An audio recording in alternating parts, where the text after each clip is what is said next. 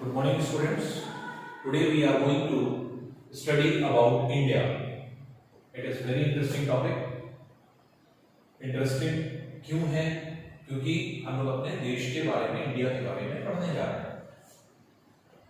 तो इंडिया कहाँ एग्जिस्ट करता है? इंडिया में क्या क्या चीजें पाई जाती हैं? इंडिया जो है किस किस कंट्रीज से घिरा हुआ है? ये छोटी छोटी चीजें इंफॉर्मेशन है जो कि अक्सर आपके थ्रू आउट द सेशन जितना भी आपके क्लासेस हैं, चाहे वो थर्ड हो, फोर्थ हो, फिफ्थ हो, एट्थ हो, टेंथ हो, ये हमेशा आप पढ़ते रहेंगे। तो ये बेसिक चैप्टर है जो कि हर जो है बच्चों के लिए है, हर क्लास के लिए भी इवन हो सकता है, जिससे कि आपको पूरी कंप्लीट एक इंफॉर्मेशन मिल जाती है। अब इसमें अगर हम देखें तो इंडिया के बारे में जब हम लोग स्टडी करते हैं तो इंडिया में सबसे इम्पोर्टेंट चीज ये आती है कि हम लोग इंडिया को शुरुआत कहाँ से करें? इंडिया की इंडिपेंडेंस से। इंडिया जैसे कि हमें पता था कि ब्रिटिशर्स जो है आपके एक तरह से इंडिया में आए, उससे पहले जो है आपके मुगल्स आए, उससे पहले आपने हिस्ट्री पढ़ा था, दिल्ली सल्तनत थी, फिर उसके बाद जो है आपके धीरे धीरे ये सब हिस्ट्री में आप पढ़ते हैं। लेकिन जब लास्ट में ब्रिटिशर्स आए तो ब्रिटिशर्स ने जो है आपके ज्यादातर रीजन में चीजों को ऑक्यूपाई कर लिया, और तब जो है आपके एक तरह से इंडिया जो था वो एक ऐसा जो है जगह बन गई जहां पर हर देश के लोग आना चाहते थे। ऐसा नहीं कि सिर्फ ब्रिटिशर्स ही आए, ब्रिटिशर्स आए, फ्रेंच आए, पोर्टुगीज आए, तो जितने भी लोग इंडिया में आए तो वो सब जो है आपके एक तरह से इंडिया के रिसोर्सेस की वजह से आए। इंडिया के पास बहुत अच्छा रिसोर्सेस है, अबंडेंस है रिसोर्सेस का, और उसको पाने के लिए लोग जो है आपके इंडिया में आए। तो ब्रिटिशर्स जब गए तो हम लोगों का देश पूरी तरह से इंडिपेंडेंट हुआ, जो कि आप जानते हैं कि हम लोग 15 अगस्त 1947 को पूरी तरह से हम लोगों को इंडिपेंडेंस मिला, और इसीलिए हम लोग 15 अगस्त को इंडिपेंडेंस डे भी मनाते हैं। तो ये इंडिया के जैसे जैसे इंडिया जो है आपके इंडिपेंडेंस पाया तो धीरे धीरे करके आपके चीजें जो है आपके डेवलप होने लगी। पहले ये सब स्टेट्स इतने नहीं थे, तो पहले 9-11 स्टेट्स हुआ करते थे टोटल मिला करके, धीरे धीरे करके आपके यही बड़े स्टेट्स में कन्वर्ट होने लगे, बड़े स्टेट छोटे स्टेट में टूटने लगे, और धीरे धीरे करके आपके बहुत सारा चेंजेस आया। आज प्रेजेंट टाइम की पोजीशन ये है कि जैसे कि अभी तक जो अगर हम लोग देखें तो एक चेंज ये आया था कि जैसे अभी हाल ही में आपने देखा कुछ टाइम पहले, जैसे जम्मू कश्मीर को आपके एक तरह से रीजन को पूरी तरह से जो स्टेट था उसको यूनियन टेरिटरी में कन्वर्ट कर दिया गया। तो अब पहली बात एक ये समझना है कि स्टेट और यूनियन टेरिटरी में मेन डिफरेंस क्या होता है। ऐसा तो डिफरेंस बच्चों बहुत ज्यादा जो है इंटीरियर में हम लोग नहीं जाएंगे, लेकिन ऐसे समझ लीजिए कि जहां पर सेंट्रल गवर्नमेंट के साथ, सेंट्रल गवर्नमेंट क्या होती है? वो गवर्नमेंट जो पूरे ओवरऑल हमारे देश को चलाती है, गाइड करती है। सेंट्रल गवर्नमेंट के साथ अगर हम अपने मसलों के लिए, अपने प्रॉब्लम्स के लिए अगर हम स्टेट वाइज अगर हम गवर्नमेंट को बनाते हैं तो वहां पर जो होती है, जैसे विधानसभा है, विधान परिषद, अभी आप आगे चल करके आपके आएगा सब जो है सिविक्स जब आप पढ़ेंगे तो वहां पर जो है आपके ये पाई जाती है। खैर इतना इंटीरियर हम नहीं जा रहे हैं, आप लोग बहुत छोटे बच्चे हैं, तो आप ये समझिए कि जो स्टेट है वहां पर स्टेट गवर्नमेंट अलग से होती है, लेकिन यूनियन टेरिटरी किसको कहा जाता है? यूनियन टेरिटरी में स्टेट की कोई जो है गवर्नमेंट सरकार नहीं होती। वो क्या होता है? वो गवर्न होता है सेंट्रल गवर्नमेंट से। तो जितने भी यूनियन टेरिटरीज हैं वो सब जो है आपके सेंट्रल गवर्नमेंट से गवर्न होते हैं। तो अगर हम इंडिया की पोजीशन को देखें तो इंडिया में जैसे पहले अभी तक जो है अगर हम लोग देखें 2020-26 दिसंबर से पहले जब जम्मू कश्मीर जो है आपके नहीं बना था, उस टाइम इंडिया के पास जो स्टेट्स थे ये थे 29, और यूनियन टेरिटरीज जो थी 7 यूनियन टेरिटरीज थी, जिसमें 29 में जैसे जम्मू कश्मीर, हिमाचल प्रदेश, पंजाब, हरियाणा, दिल्ली को जो है आपकी यूनियन टेरिटरी कहा जाता है, और चंडीगढ़, ये दो जो है यूनियन टेरिटरीज हैं। राजस्थान, गुजरात, मध्य प्रदेश, उत्तर प्रदेश, उत्तराखंड, उत्तरांचल भी इसको नाम दिया गया, महाराष्ट्र, गोवा, कर्नाटक, केरला, तमिलनाडु, आंध्र प्रदेश, तेलंगाना, छत्तीसगढ़, मध्य प्रदेश से अलग हुआ ये छत्तीसगढ़, जैसे उत्तर प्रदेश से उत्तरांचल अलग हो गया। उसी तरह से बिहार से अलग हो गया झारखंड, झारखंड जो है आपके न्यू स्टेट बना। फिर इसके बाद उड़ीसा, वेस्ट बंगाल, फिर इसी तरह से ये है सिक्किम, फिर है अरुणाचल प्रदेश, नागालैंड, मणिपुर, मिजोरम, त्रिपुरा, मेघालय, असम। ये 7 जो है स्टेट्स होते हैं जो कि नॉर्थ ईस्ट स्टेट कहलाते हैं। तो ये जो नॉर्थ ईस्ट स्टेट हैं, इनको अगर कहा जाए तो ये सब जो है आपके इसमें आते हैं, नॉर्थ ईस्ट स्टेट जो आपके यहाँ पर 7 स्टेट्स हैं, इनको 7 सिस्टर्स भी कहा जाता है। तो ये 7 सिस्टर्स भी हैं जो कि यहाँ पर होते हैं। अब देखिए ये तो कंडीशंस थी। उसके बाद हुआ क्या कि जम्मू कश्मीर को जो है आपके अलग कर दिया गया। तो अब यहाँ पर जैसे अगर आप देखेंगे कि जम्मू कश्मीर जब हटा दिया गया स्टेट से, एक स्टेट कम हो गया। अब कितने स्टेट हो गए? 28। और जम्मू कश्मीर को, ये पूरा जम्मू कश्मीर था, ये पूरा जम्मू कश्मीर था, जम्मू कश्मीर को 2 यूनियन टेरिटरी में कन्वर्ट कर दिया गया। एक हो गया जम्मू कश्मीर यूनियन टेरिटरी जो आपके लेफ्ट हैंड साइड पे पड़ता है, और पूरा नॉर्दर्न पोर्शन को पूरा लद्दाख यूनियन टेरिटरी कर दिया गया। तो इसके बाद यूनियन टेरिटरी जो थे वो 7 थे, अब 2 और आ गए। एक स्टेट कम हुआ, स्टेट कौन कम हुआ? आपके जम्मू कश्मीर, स्टेट 29 से 28 हो गए। और यूनियन टेरिटरी 7 थे, 7 कौन कौन से थे पहले उसको क्लियर कर लें। चंडीगढ़ था, दिल्ली था, फिर यहीं पर है दमन और दीव, दमन and Diu. Daman and Diu के अलावा यहीं पर है दादरा एवं नागर हवेली, दादरा एवं नागर हवेली है जो यहाँ पर है। उसके अलावा लक्षद्वीप है यहाँ पे जो है आपके पाया जाता है।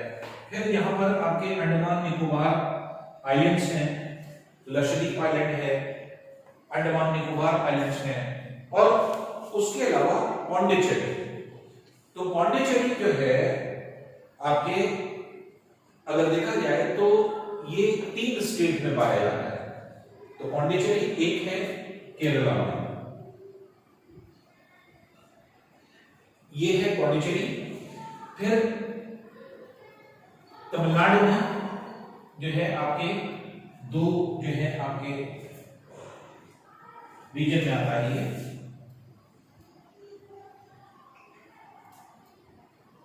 यहां पर 2 जगह पे है, एक है पुदुचेरी और एक है कराईकाल, कराईकाल के नाम से, और एक है आंध्र प्रदेश में जिसको कहा जाता है यानाम।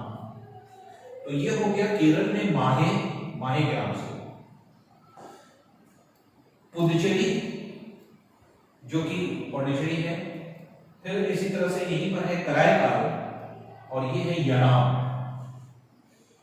तो ये चारों पोजीशन जो आपके यहां पर होती है, ये एक तरह से ये सब इस पुदुचेरी जगह से कंट्रोल की जाती है। इसीलिए इन सब चारों पोजीशन को जो 3 स्टेट्स में पाया जाता है और 4 प्लेसेस पे पाया जाता है, इसे पुदुचेरी कहा गया क्योंकि कंट्रोल कहां पे है? पुदुचेरी। यहीं से ये चारों स्थान, चारों प्लेसेस कंट्रोल किए जाते हैं। तो ये आपके 7 यूनियन टेरिटरीज पे। अब जब जम्मू कश्मीर एक कम हुआ तो जम्मू कश्मीर कम होकर के 2 यूनियन टेरिटरी में कन्वर्ट हो गया, वो था लद्दाख और जम्मू कश्मीर। तो 2 यूनियन टेरिटरी आ गए, 2 यूनियन टेरिटरी आ गए। इसका मतलब अब यूनियन टेरिटरी कितने हो गए? 9, और स्टेट्स कितने हो गए? 28। अभी आपने ध्यान किया होगा 26 जनवरी जो हम लोग रिपब्लिक डे मनाते हैं, तो रिपब्लिक डे को एक अनाउंसमेंट हुआ, और अनाउंसमेंट क्या हुआ? अनाउंसमेंट ये हुआ कि दमन एंड दीव ये तो एक तो जो है आपके यूनियन टेरिटरी है, और दादर एवं नागर हवेली ये दूसरी, इन दोनों को मर्ज कर दिया गया। और मर्ज करके एक यूनियन टेरिटरी में कन्वर्ट कर दिया गया। अब जिसका नाम क्या हो गया, दादर एवं Nagar Haveli and Daman and Diu, पूरा नाम इसका होगा। तो इसका मतलब ये दोनों जब मिला दिए गए तो एक यूनियन टेरिटरी फिर कम हो गई 26 जनवरी 2020। अब यूनियन टेरिटरीज कितनी हो गई, 8। तो इसलिए अगर हम अपने जो है स्टेट और यूनियन टेरिटरीज को देखें तो हमारे कितने प्रेजेंटली स्टेट्स हैं, 28 स्टेट्स हैं, और यूनियन टेरिटरीज कितनी हैं, 8 यूनियन टेरिटरीज। अब आपके दिमाग में ये आएगा कि एक्चुअल में इसको क्यों एक कर दिया गया, या इन 4 स्थानों का कंट्रोल एक ही जगह पर क्यों है। उसका रीजन है, देखिए रीजन ये है कि जो दादरा एवं नागर हवेली और दमन एंड दीव, ये दो अलग अलग यूनियन टेरिटरी थी, ये दोनों जगह पर पोर्टुगीज आए थे। पोर्टुगीज आए थे कहां से, पोर्टुगल से। पोर्टुगल पुर्तगाल जिसको कहते हैं हिंदी में, और ऐसे पोर्टुगल कहते हैं स्पेन। स्पेन के बगल में जो है आप देखेंगे यूरोप में, तो स्पेन के पास, फ्रांस के पास, फ्रांस के ऊपर अगर आप देखेंगे तो वहां पे एक छोटा सा कंट्री है पोर्टुगल। तो पोर्टुगल, पोर्टुगीज हमारे यहाँ आए, वहां के लोगों को पोर्टुगीज कहा जाता है। तो पोर्टुगीज जब आए तो उन्होंने वो ट्रेड के लिए आए थे, व्यापार के लिए आए थे, वो यहीं पर बस गए, यहीं से उन्होंने कंट्रोल करना शुरू कर दिया। तो अब दादरा एवं नागर हवेली और दमन एंड दीव दोनों जगह पे पोर्टुगीज थे। जब वो छोड़ करके गए तो दोनों जगह पर जब एक इंसान जैसे पोर्टुगीज एक जगह पे रहेंगे तो एक कंट्री का, अगर एक ही कंट्री के लोग अगर मान लीजिए 2 जगह, 4 जगह, 5 जगह भी चले जाएं तो एक ही चीज को फॉलो करेंगे, खान पान उनका वही होगा, फूड्स उसी तरह से लेंगे, बाकी सारी चीजें पहने ओढ़ेंगे भी उसी तरह से, जितने फेस्टिवल है वो सब एक मनाएंगे, तो ट्रेडिशन बिल्कुल एक जैसा हो जाता है इन सब का। तो यहाँ पर भी वही हुआ कि जो दमन एवं दीव और दादरा और नागर हवेली दोनों के ट्रेडिशन सेम थे, क्योंकि यहाँ के ट्रेडिशन इंडिया का पार्ट है, लेकिन पोर्टुगीज जो मनाते हैं, पोर्टुगल में जो मनाया जाता है फेस्टिवल्स, उससे बहुत ज्यादा ट्रेडिशन यहाँ का मिलता है। इसीलिए इन दोनों को मिक्सअप कर दिया गया। इन 4 स्टेट्स में क्या है, यहाँ पर फ्रांस से लोग आए। ये चारों प्लेसेस क्या थी, इन चारों प्लेसेस पे फ्रांस के जो आपके ट्रेड करने वाले लोग थे वो यहाँ पर रहते थे।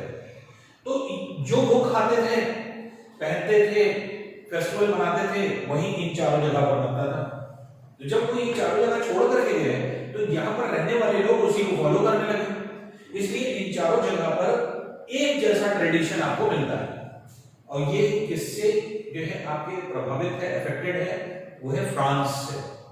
तो फ्रांस जो है, फ्रांस के लोग जब यहाँ पर आए तो फ्रांस के ही खाने भी यहीं पर शुरू हो गए, फ्रांस के फेस्टिवल भी शुरू हो गए, फ्रांस के जैसे रहन सहन भी शुरू हो गए। तो इन चारों जगह पर एक जैसे ट्रेडिशन पाए जाते हैं, इसीलिए इन चारों को मिलाकर के एक जो है आपके यूनियन टेरिटरी कर दी गई, और इसका कंट्रोल, इन चारों स्थानों का जो कंट्रोल है वो इसके पास था। पहले इसका नाम था पौंडीचेरी, तो पौंडीचेरी से चेंज होकर के क्या हो गया, अब पुदुचेरी, इसको पुदुचेरी के नाम से जाना गया। तो पुदुचेरी ये जो है आपके स्टेट्स हो जाता है। तो ये पोजीशन हमारी हो जाती है स्टेट्स और यूनियन टेरिटरीज की। तो स्टेट्स हो गए, यूनियन टेरिटरीज हो गई। अब इंडिया की अगर हम बात करें तो इंडिया के जो आपके एक तरह से इंडिया के पास रिच रिसोर्स है और इंडिया बहुत तेजी से डेवलप किया। उसका रीजन क्या है, वर्ल्ड में जितने भी कंट्रीज हैं जिनके पास शोर्स होते हैं, सी कोस्ट होते हैं, वही डेवलप कर पाते हैं, क्योंकि डेवलपमेंट में सबसे बड़ी चीज होती है ट्रांसपोर्टेशन। आप कोई सामान मंगाएंगे और भेजेंगे तो कैसे भेजेंगे, इंपोर्ट और एक्सपोर्ट जिसको कहा जाता है। तो इंपोर्ट एक्सपोर्ट टोटली डिपेंड करता है सी रूट से। जिसके पास कोस्ट नहीं होता वो कभी डेवलप नहीं कर पाता। इंडिया के पास एक बड़ा कोस्ट भी है जहां पर आपके एक तरह से कोस्टल रीजन भी पाया जाता है। इंडिया के पास जो है आपके एक तरह से ऐसा भी जो है आपके बाउंड्री है जहां पर लैंड पोर्शन भी पाया जाता है। इंडिया के पास दोनों है, तो इसीलिए इंडिया का ट्रेड बहुत तेजी से स्टार्ट हो गया, इसलिए बहुत तेजी से डेवलप होने लगा। तो वर्ल्ड के उसमें अगर हम लोग देखें तो बहुत तेज डेवलपमेंट हम लोगों को क्या हुआ, उसका रीजन यही था। तो यहां से लेकर के ये पूरा गुजरात के इस पूरे रीजन से लेकर के ये पूरा रीजन जो आपके यहां पर होता है,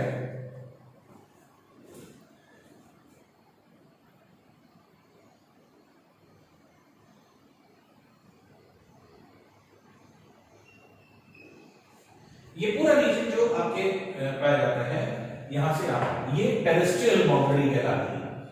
अभी आप बहुत छोटे हैं लेकिन फिर भी टेरेस्ट्रियल का मतलब क्या होता है? लैंड। ऐसी बाउंड्री, ऐसी रीजन जहां पर लैंड पाया जाता है, ये टेरेस्ट्रियल बाउंड्री कहलाता है। और ये कोस्टल कहलाता है क्योंकि इसके बाहर क्या है? पानी, तो ये वाटर है पूरा, ये कोस्टल रीजन कहलाते हैं। तो इंडिया के टेरेस्ट्रियल रीजन में 7 कंट्रीज के बाउंड्री मिलती है।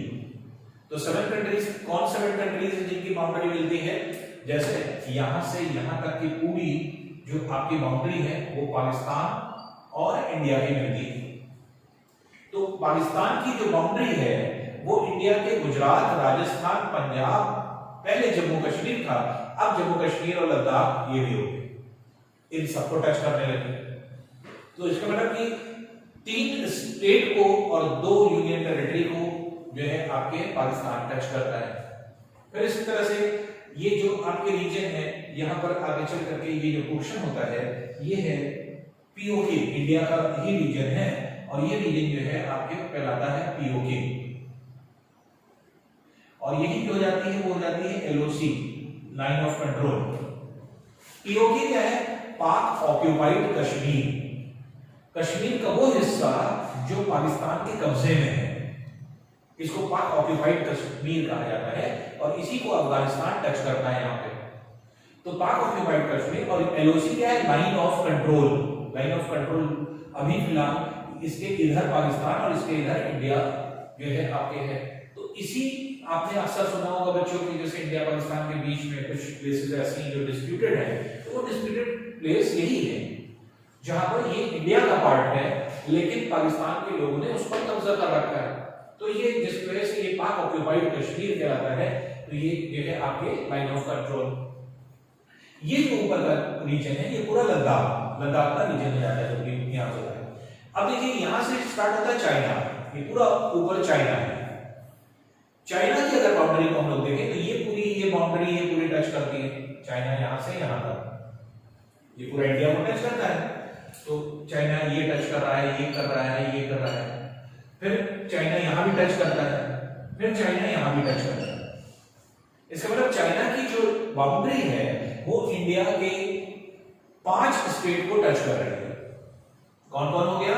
अब 5 स्टेट ना कहेगा तो 4 स्टेट और 1 यूनियन टेरिटरी हम कह सकते हैं, जैसे लद्दाख हो गया, फिर हिमाचल प्रदेश हो गया, उत्तरांचल या उत्तराखंड हो गया, सिक्किम हो गया, और आंध्र प्रदेश हो गया, अरुणाचल प्रदेश सॉरी।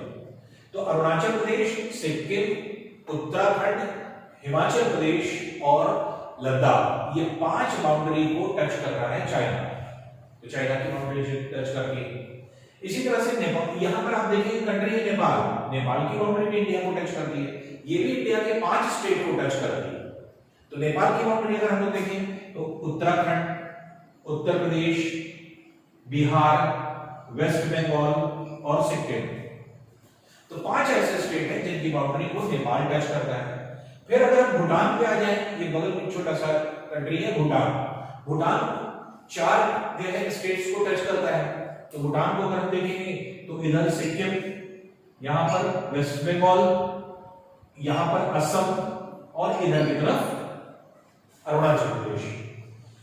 तो सिक्किम, वेस्ट बंगाल, असम और अरुणाचल प्रदेश, तो ये आपके एक तरह से 4 स्टेट्स को टच करता है भूटान।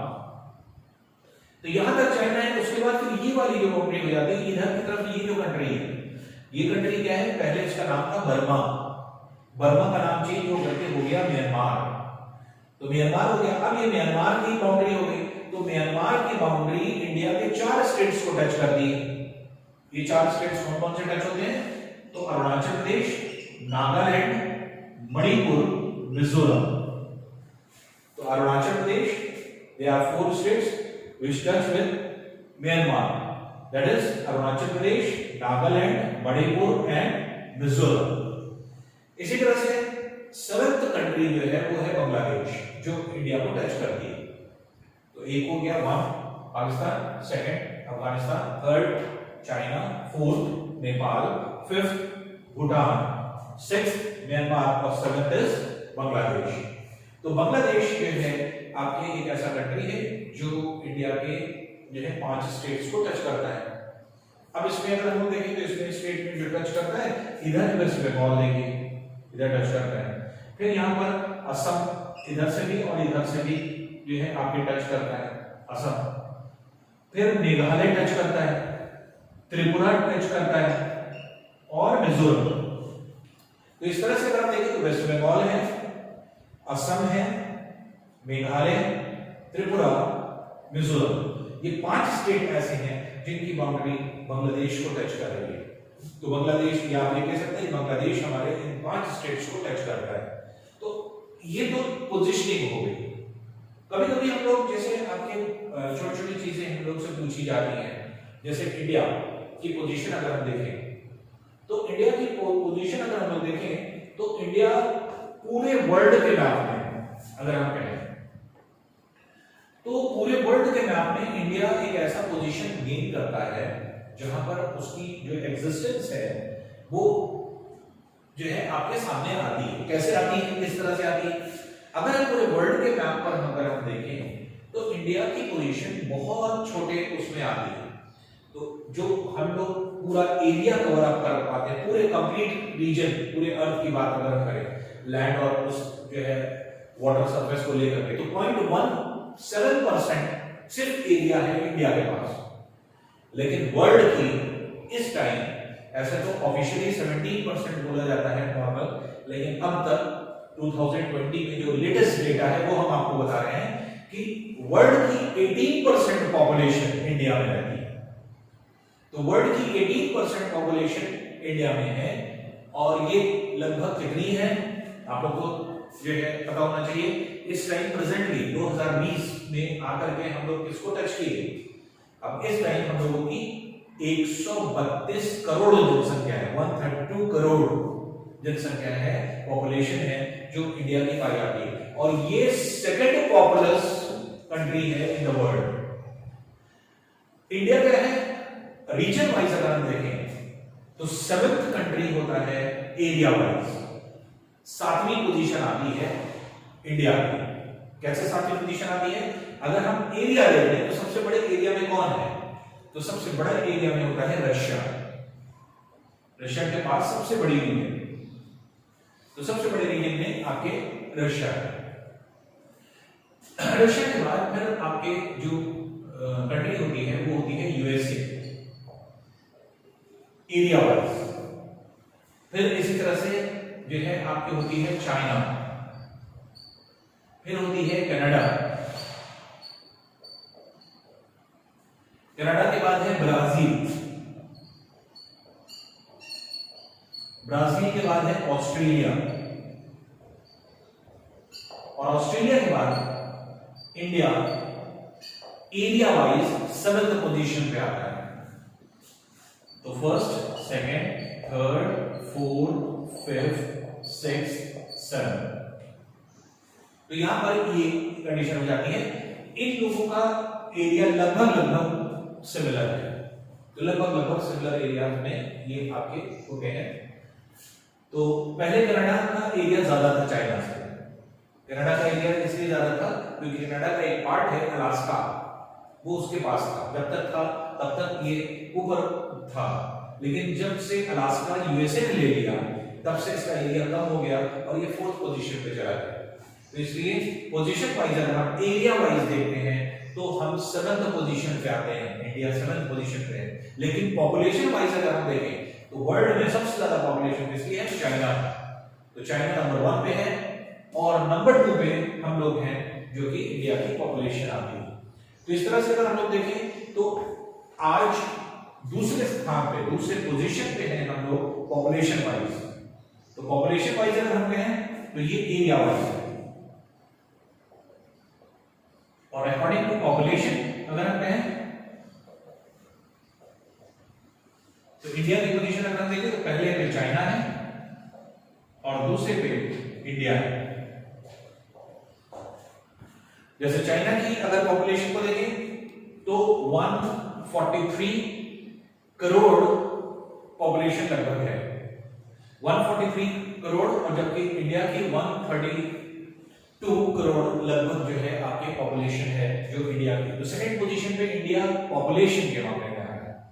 अब इंडिया को और अगर हम लोग देखें तो इसमें इंडिया के रीजन में और सारे क्वेश्चंस आपके एग्जाम में पूछे जाते हैं। जैसे एरिया वाइज सबसे बड़ा स्टेट कौन सा है, तो सबसे बड़ा स्टेट कौन सा होता है, राजस्थान एरिया वाइज। और सबसे छोटा स्टेट जो जाएगा वो कौन हो जाएगा, गोवा। ये आपके सबसे छोटा स्टेट हो जाता है। पॉपुलेशन वाइज अगर हम कहें, पॉपुलेशन जो है सबसे ज्यादा पॉपुलेशन अगर हम कहें तो किसके पास है, उत्तर प्रदेश के पास। तो सबसे ज्यादा पॉपुलस जो है आपके उत्तर प्रदेश। एक चौंकाने वाला आपको फैक्ट बताएं, जानते हैं क्या फैक्ट है? चौंकाने वाला फैक्ट ये है कि अगर यूपी हमारा अगर एक कंट्री होता, अगर यूपी हमारा एक कंट्री होता तो 2011 की जो पॉपुलेशन की जो है आपकी रिपोर्ट आई, जब गणना आई, तो उसमें ये आया कि 2011 में जब ये रिपोर्ट आई तो ये पता चला कि उत्तर प्रदेश में इतनी जनसंख्या है, इतनी पॉपुलेशन है कि अगर ये कंट्री होता तो पॉपुलेशन वाइज पूरे वर्ल्ड में इसका 5वां प्लेस होगी, 5th पोजीशन पे होता। तो 5th पोजीशन पे होता कंट्री वाइज अगर कहा जाए तो यूपी की पॉपुलेशन जो है, अगर हम यूपी को एक कंट्री मान लें तो वर्ल्ड में 5वें प्लेस पे आ जाएगा जो है आपके पॉपुलेशन में। इसी पॉपुलेशन में अगर आप रखते जाएंगे कंट्रीज को तो 5वें प्लेस पर आपके उत्तर प्रदेश आ जाएगा। तो उत्तर प्रदेश में बहुत ज्यादा पॉपुलेशन है, तो पॉपुलेशन यहाँ पर होती है जो कि यहाँ पर पाई जाएगी। सबसे कम पॉपुलेशन आपके सिक्किम में होगी, सिक्किम में पॉपुलेशन सबसे कम है। उसी तरह से जैसे जो आपके एक तरह से ये है यूनियन टेरिटरीज है, उसमें अगर हम देखें तो दिल्ली की पॉपुलेशन सबसे ज्यादा है। तो सबसे ज्यादा जो है पॉपुलेशन जो होती है वो दिल्ली की होती है। और सबसे कम पॉपुलेशन अगर हम कहेंगे तो लक्षद्वीप में आपके पाई जाती है, लक्षद्वीप में सबसे कम पॉपुलेशन है। अब ये और भी डेटा होते हैं जैसे पॉपुलेशन डेंसिटी, तो जनसंख्या घनत्व, लेकिन क्योंकि आप लोग बहुत छोटे हैं, आप लोग पॉपुलेशन जानते हैं लेकिन पॉपुलेशन डेंसिटी नहीं जानते। आगे चलकर के आप पढ़ेंगे पॉपुलेशन डेंसिटी क्या होता है कि कम से कम एरिया में अधिक से अधिक कितने लोग रहते हैं। तो पॉपुलेशन डेंसिटी, पॉपुलेशन को उस कंट्री के एरिया से डिवाइड कर दिया जाता है, तो पर 1 किलोमीटर स्क्वायर कितने लोग हैं किसी कंट्री में वो आ जाता है। खैर उस डेटा को हम नहीं बता रहे क्योंकि आप लोग अभी बहुत छोटे, आगे चल करके ये सारे डेटा आप पढ़ते हैं। तो पॉपुलेशन वाइज अगर हमसे कहा जाएगा कि सबसे ज्यादा कहां पे पॉपुलेशन है, तो पॉपुलस जो स्टेट है हमारा वो है उत्तर प्रदेश। और सबसे कम पॉपुलेशन जो आपकी होगी वो कहां होगी, सिक्किम में। एरिया वाइज लेकिन अगर हम कहेंगे तो राजस्थान सबसे बड़ा है और गोवा जो हो जाता है वो सबसे छोटा जो है आपके हो जाता है। इंडिया के साउथ में अगर आप देखें, ये पूरा साउथ के रीजन में देखें, अब जैसे मध्य प्रदेश से अलग हुआ छत्तीसगढ़, उत्तर प्रदेश से हुआ उत्तरांचल जिसको उत्तराखंड कहते हैं, बिहार से अलग होकर के नीचे, बिहार का नीचे वाला पोर्शन जो था वो झारखंड बन गया, आंध्र प्रदेश का ऊपर वाला रीजन जो था वो था तेलंगाना, ये तेलंगाना बन गया। तो उसी तरह से अगर हम लोग जैसे इंडिया के अगर हम लोग देखें तो ये कोस्टल रीजन में इंडिया में 9 ऐसे स्टेट हैं जो आपके एक तरह से टच करते हैं कोस्टल रीजन्स को, जिसमें कौन कौन से, गुजरात है, महाराष्ट्र है, कर्नाटक है, गोवा है, कर्नाटक है, केरल। 4-5 स्टेट आपके वेस्टर्न कोस्ट पे जो कि कोस्टल रीजन बनाते हैं, गुजरात, महाराष्ट्र, गोवा, कर्नाटक और केरल। 4 स्टेट आपके ईस्टर्न जो है कोस्ट पे हैं, तमिलनाडु, आंध्र प्रदेश, उड़ीसा, वेस्ट बंगाल। ये आपके स्टेट हो जाते हैं जो कि आपके इसमें कोस्टल रीजन में आते हैं। तो कोस्टल स्टेट्स अगर कहते हैं तो कोस्टल स्टेट्स का मतलब हुआ 9 स्टेट्स, तो 9 स्टेट्स ये कोस्टल स्टेट्स हो गए। फिर नॉर्थ ईस्ट स्टेट को हमने एक क्या नाम दिया था, 7 सिस्टर्स का। तो अगर 7 सिस्टर्स कहा जाएगा तो ये 7 जो है आपके स्टेट्स हो जाएंगे, अरुणाचल प्रदेश, नागालैंड, मणिपुर, मिजोरम, त्रिपुरा, असम और मेघालय। इन सातों को हम लोग यहाँ पर जो है एक तरह से कहा जाता है ये सेवन सिस्टर्स। और यहीं पर अगर आप देखें तो ये जो पतला सा रीजन है वेस्ट बंगाल और भूटान के बीच में, ये पतला सा रीजन अगर आप देखें तो ये एक तरह से ऐसा लगता है कि ये मुर्गे की गर्दन की तरह है। तो मुर्गे की गर्दन की तरह आपके ये है आपके फील होता है। तो इसीलिए इसको कॉकनेक भी कहते हैं। तो ये कॉकनेक पूरा रीजन हो जाता है और कॉकनेक के बाद ये पूरा रीजन जो हो जाता है वो 7 स्टेट्स में आपके ये दिखाई पड़ता है। तो ये इंडिया के रिस्पेक्ट में, अगर इंडिया के बारे में हम लोगों को जानना है तो ये बहुत इंपॉर्टेंट लेक्चर होता है।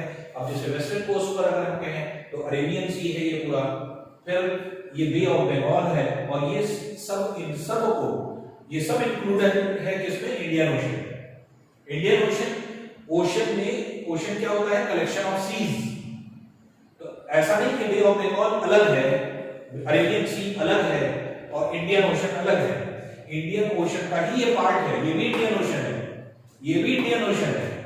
तो ये पूरा कंप्लीट इंडियन ओशन, क्योंकि पूरा जितना भी वर्ल्ड में जितना भी वाटर सरफेस है वो आपको पता है कि 4 जो है आपके ओशंस में कन्वर्टेड है। पूरे वर्ल्ड के जितना भी आपके एक तरह से वाटर रीजन आता है तो वो Pacific ocean, Atlantic ocean, Indian ocean और आर्कटिक ओशन में आता है, और इन्हीं ओशंस में जो है आपके सीज आती है। तो ये सी क्या है? इंडियन ओशन का पार्ट है। ये सी क्या है? इंडियन ओशन का पार्ट है। तो ये बच्चों कभी मत समझिएगा कि अरे बे ऑफ बंगाल इधर है, अरेबियन सी इधर है, इंडियन ओशन नीचे है। इंडियन ओशन ये भी है, इंडियन ओशन ये भी है, लेकिन यहाँ पर कोई सी नहीं है, इसलिए हम लोग इंडियन ओशन नीचे बोल देते हैं। इंडियन ओशन ये कंप्लीट है, ये पूरा जो है आपके ये पूरा रीजन जो है ये पूरा इंडियन ओशन है। तो इंडियन ओशन के इस पार्ट को हम लोग कहते हैं बे ऑफ बंगाल, इस पार्ट को हम लोग कहते हैं अरेबियन सी, और बाकी रिमेनिंग पोर्शन को इंडियन ओशन कहते हैं। और इंडिया से ही, तमिलनाडु से ही लगा हुआ श्रीलंका का रीजन हो जाता है, लेकिन क्योंकि इसकी रीजन जो होता है, इसकी बाउंड्री हम लोगों से शेयर नहीं होती, वाटर सरफेस से अलग है, इसलिए हम लोग के 7 कंट्रीज ही ऐसी हैं जो आपके एक तरह से इंडिया की बाउंड्री को शेयर करते हैं। तो ये बहुत ही इंपॉर्टेंट टॉपिक हो जाता है। इसको जितनी बार, क्योंकि आपको वर्ल्ड के मैप को याद करना बहुत आसान, जो इंडिया के मैप को याद करना बहुत आसान है। एक बार आउटलाइन मैप पे इसको भर करके देखिए, अपने आप चीजें याद हो जाएंगी। जब याद हो जाएंगे तो आपको बहुत आसानी से क्वेश्चन आंसर लर्न भी हो जाएंगे। तो पॉलिटिकल मैप पर इसको खूब बना करके देखिए, 4-5 पॉलिटिकल मैप खरीद लिए, एक बार पहले खुद से बनाइए, देख करके बनाइए, उसके बाद उसको हटा दीजिए, फिर खुद से बनाने की कोशिश करिए, देखिए कितने आप बना सकते हैं, फिर देखिए कितने सही है कितने गलत है, फिर तीसरे मैप पर फिर से बनाइए, और चौथे 5वें तक आते आते आपको सारी चीज अपने आप लर्न हो जाएगी, याद हो जाएगी कौन सा चीजें कहां पर जो है आपके रीजन में है। तो इंडिया के बारे में, क्योंकि ये हम लोग के देश की बात थी, इसलिए इसको जानना बहुत जरूरी था, इंपॉर्टेंट था। तो इस लेक्चर को बार-बार आप देखें, आप हेडफोन और ईयरफोन का इस्तेमाल करें जिससे कि वॉइस हमारी क्लियर रहे, और इसको बार-बार इसलिए देखिए। और ये तो किसी एक पर्टिकुलर क्लास का नहीं है, नॉर्मली टॉपिक ये आपका, हम जो भी क्लास का आपका ले रहे हैं ये सारे क्लासेस के लिए यूजफुल है। वजह ये है कि सभी क्लासेस में ये सारी जो है इंफॉर्मेशन होती है, तो इसलिए जो आपके ये टॉपिक होता है ये बहुत इंपॉर्टेंट हो जाता है, बहुत इजी हो जाता है अगर आप एक बार अच्छे से इसको पढ़ लेते हैं। बाकी आपको जो शीट मिलेगी उस शीट को आप कवर करेंगे, उसको जो है पढ़ेंगे, और उसके बाद जो है आपकी जो भी आपके क्वेरीज होगी या जो भी आपको पूछना होगा या जो भी क्वेश्चंस होंगे वो आपको बताया जाएगा, और लर्न करिए क्वेश्चंस को। क्वेश्चन आंसर सब आपके दिए गए हैं शीट्स में, उन सबको लर्न करिए। बाकी हम लोग नेक्स्ट लेक्चर के लिए फिर से मिलेंगे। Thank you.